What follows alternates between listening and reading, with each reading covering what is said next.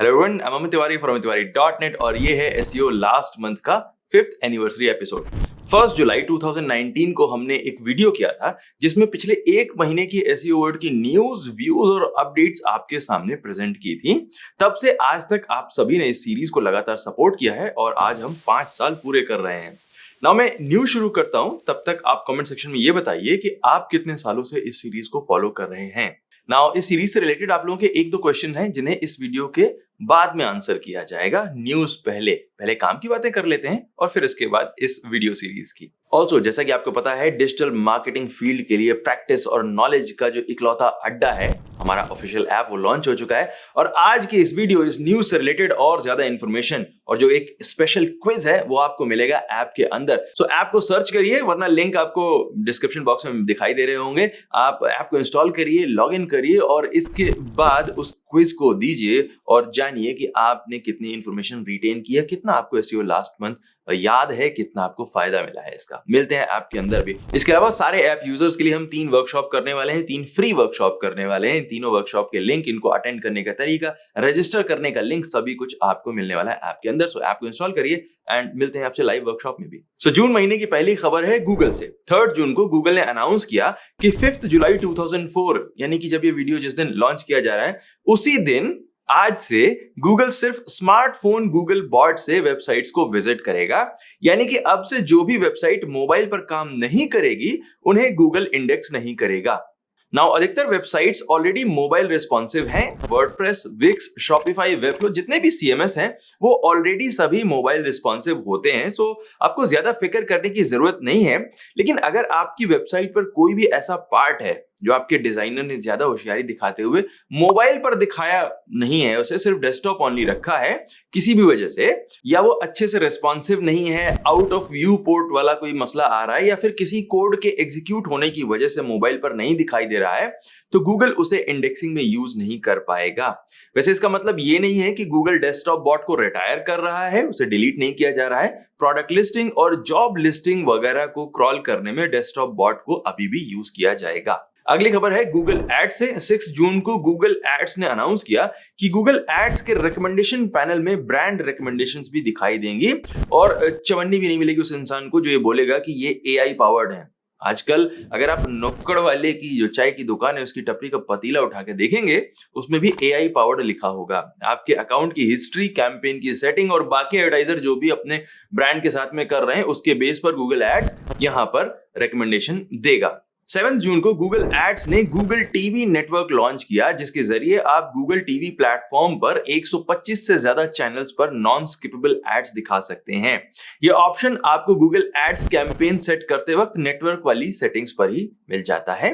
Google TV फिलहाल सिर्फ US और जर्मनी में अवेलेबल है, सो इंडियन ऑडियंस अभी फिलहाल इसका फायदा, या इंडियन एडवर्टाइजर्स इसका फायदा नहीं उठा सकते हैं।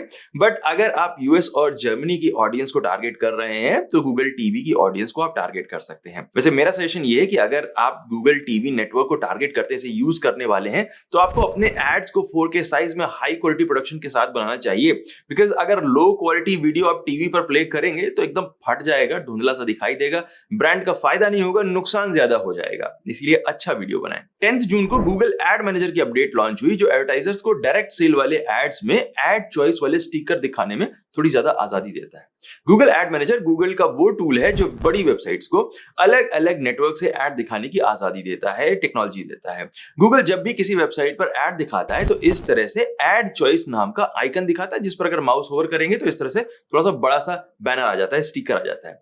ये जो न्यू अपडेट है इसके जरिए जब वेबसाइट्स गूगल एड मैनेजर को यूज तो करेंगी, लेकिन किसी दूसरे एडएक्स या एडसेंस से नहीं बल्कि किसी दूसरी कंपनी से डायरेक्टली डील करके ऐड दिखाएंगी, तो ये आइकन के लिए थोड़ा सा कुछ रिलैक्सेशन मिलेगा, आपको इतना प्रोमिनेंटली दिखाने की जरूरत नहीं होगी। 11 जून को गूगल ने ऑर्गेनाइजेशन टाइप के स्कीमा डेटा में एक अपडेट अनाउंस की जिसके बारे में हमें पता ही नहीं था कि हमें इसकी जरूरत भी है। थोड़ा पहले अप्रैल 2023 में पिछले साल गूगल ने अनाउंस किया था कि लोग अब प्रोडक्ट टाइप की स्कीमा डेटा में रिटर्न पॉलिसी की इंफॉर्मेशन को ऐड कर सकते हैं। ओके, अच्छी बात है। अगर आप प्रोडक्ट परचेज करने का ऑप्शन दे रहे हैं तो रिटर्न पॉलिसी के बारे में बताना चाहिए ताकि कस्टमर को सेफ फील हो। नाउ अब जो अपडेट आई है उसमें रिटर्न पॉलिसी वाली इंफॉर्मेशन ऐड करने का ऑप्शन ऑर्गेनाइजेशन वाले स्कीमा डेटा में ही ऐड कर दिया गया है। तो अब अगर लाइक एक ई कॉमर्स स्टोर आप चला रहे हैं और आपके जितने भी प्रोडक्ट्स आप बेच रहे हो उन सभी पर आपने 30 डे की रिटर्न पॉलिसी लगा रखी है, तो एक एक प्रोडक्ट में रिटर्न पॉलिसी चिपकाने की जगह आप सीधे ऑर्गेनाइजेशन टाइप के स्कीमा डेटा में दे सकते हो कि भाई इस कंपनी के जितने भी प्रोडक्ट हैं सबके ऊपर 30 डे की रिटर्न पॉलिसी है।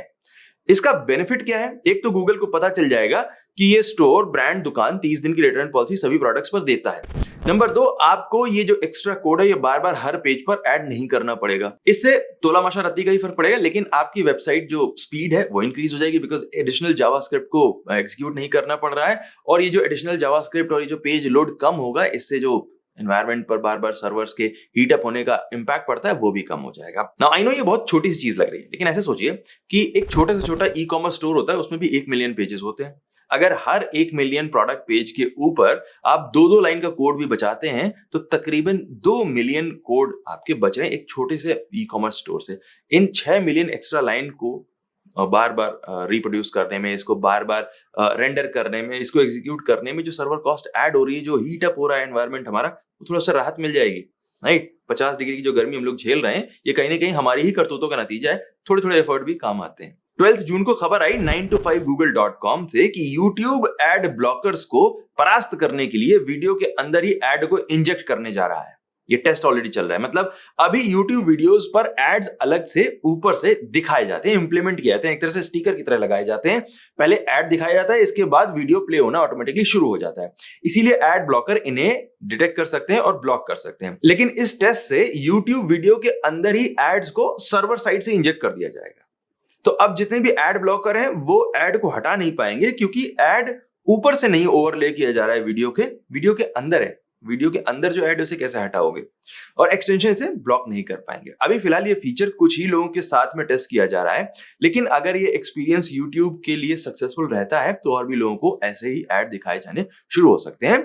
वैसे क्या आप YouTube देखते हो कोई ऐड ब्लॉकर यूज करते हैं, और करते हैं तो क्यों करते हैं? दोनों चीजें बताइए। अगली खबर आई है Pinterest से। 13 जून को Pinterest ने कुछ AI एड्स अनाउंस किए हैं, इनके बारे में बताता हूं, बट जस्ट ध्यान रखिए कि ये फीचर्स सभी के लिए अवेलेबल नहीं है, सिर्फ कुछ चुनिंदा बड़े एडवर्टाइजर्स को ही ये प्रोवाइड किए गए हैं। 2 फीचर्स हैं। नंबर 1, जितने भी प्रोडक्ट एड्स हैं उसमें प्रोडक्ट इमेजेस के पीछे का बैकग्राउंड हर एक ऐड देखने वाले की हिस्ट्री, उसके टेस्ट और उसकी प्रेफरेंस के बेस पर कस्टमाइज तरीके से Pinterest AI जनरेट करके दिखाएगा। मतलब अगर आप शूज का ऐड कर रहे हैं Pinterest पर, तो आपको सिर्फ शूज की PNG इमेज डालनी होगी Pinterest पर। उस शू के पीछे का जो बैकग्राउंड है, इमेज का जो बैकग्राउंड है, वो रनिंग बैकग्राउंड की फोटो लगा देगा। अगर कोई रनर है और अगर कोई ऑफिस जाने वाला है तो ऑफिस की फोटो का बैकग्राउंड लगा देगा ऑटोमेटिकली। दूसरा AI फीचर है कि ब्रांड्स अब अपने सारे प्रोडक्ट्स को लेकर AI की मदद से एक कोलाज बना सकते हैं, कॉम्प्रिहेंसिव अच्छा दिखने वाला कोलाज बना सकते हैं, जो ऐड देखने वाले को एक ही नजर में ज्यादा से ज्यादा प्रोडक्ट्स को जानने का, देखने का और खरीदने का ऑप्शन दे देता है।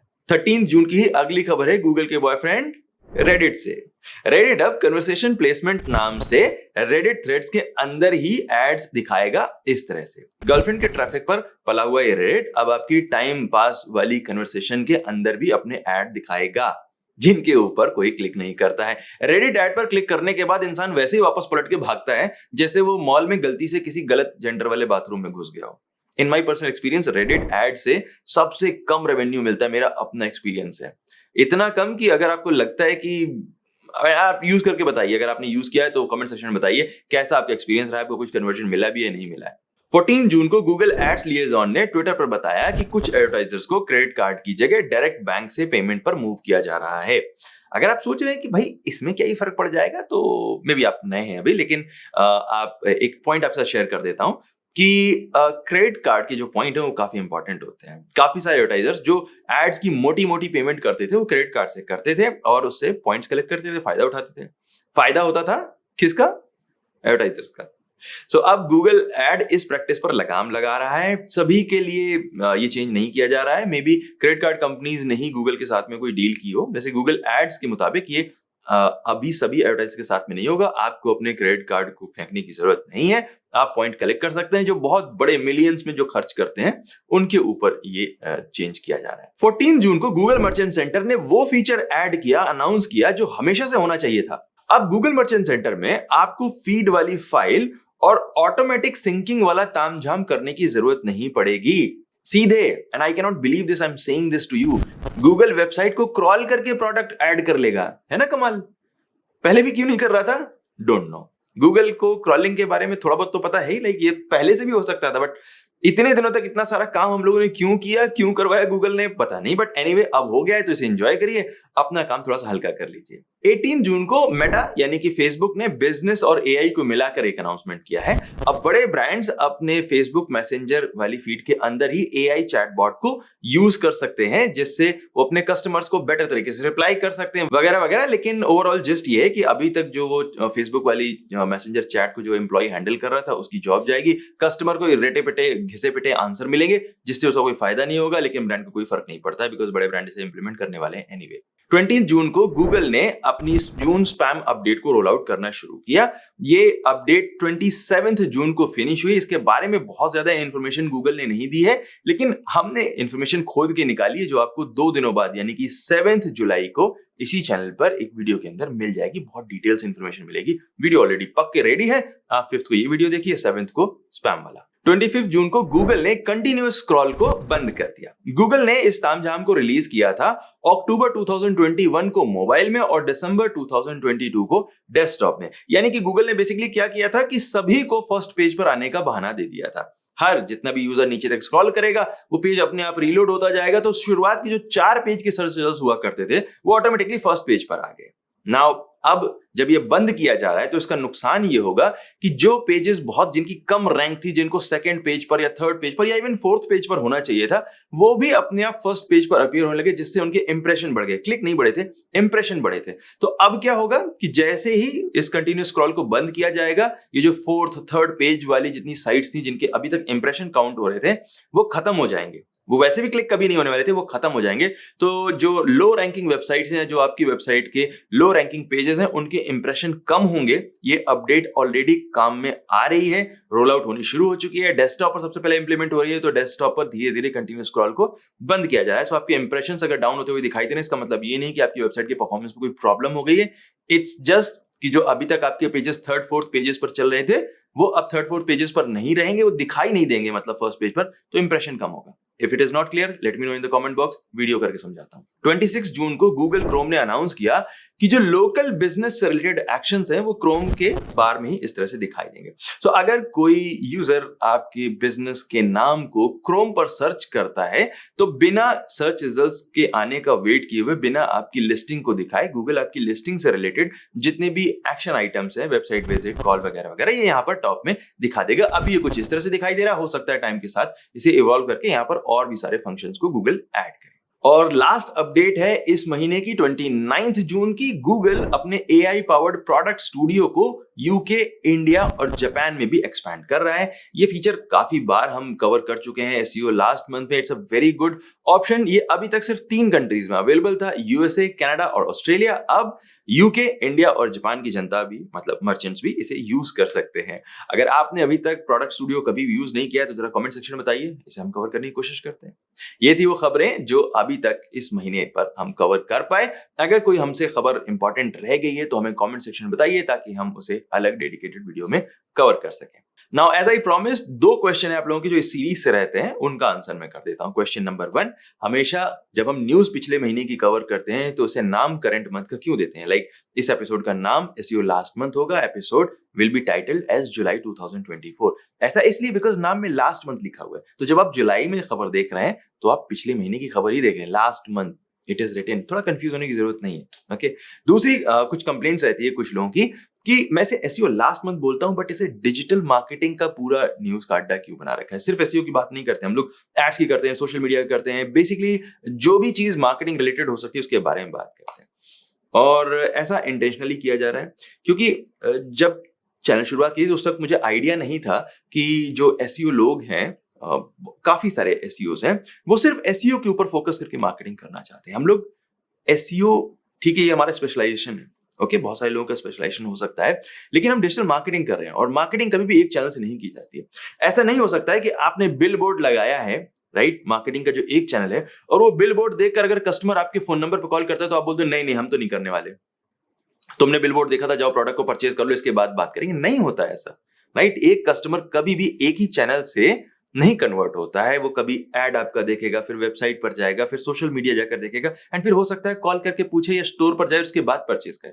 तो जब हम खुद ऐसा करते हैं सारे बिजनेसेस के साथ में इंटरेक्ट करते वक्त, तो व्हाई डू यू एक्सपेक्ट कि आपका कस्टमर सिर्फ एक ही चैनल से आएगा? इसीलिए आपकी प्रैक्टिस एक फील्ड में हो सकती है, लेकिन इंफॉर्मेशन हर फील्ड की होनी जरूरी है। थोड़ी बहुत इंफॉर्मेशन ईमेल मार्केटिंग की भी होनी चाहिए, थोड़ी बहुत इंफॉर्मेशन आपके पास ऐप मार्केटिंग की भी होनी चाहिए, एड्स के लिए भी होनी चाहिए, सब के लिए होनी। इसीलिए हमने इनफैक्ट जो अपने कोर्सेज भी निकाले हैं, उन सभी कोर्सेज में अब हम फोकस करते हैं कि आपको सिर्फ एसईओ नहीं सिखाएंगे, ऐड भी सिखाएंगे, सोशल मीडिया भी सिखाएंगे, कंटेंट क्रिएशन भी सिखाएंगे, ताकि हर एक फील्ड के बारे में इंफॉर्मेशन रहे। बाकी स्पेशलाइजेशन कहां पे करना है ये आपकी मर्जी है। Okay, I hope this answers two of your questions. मिलते हैं अगले वीडियो में किसी और चीज के साथ में। Thank you so much for watching this video. My name is Amit Tiwari from amitthiwari.net and I will see you next time. Take care.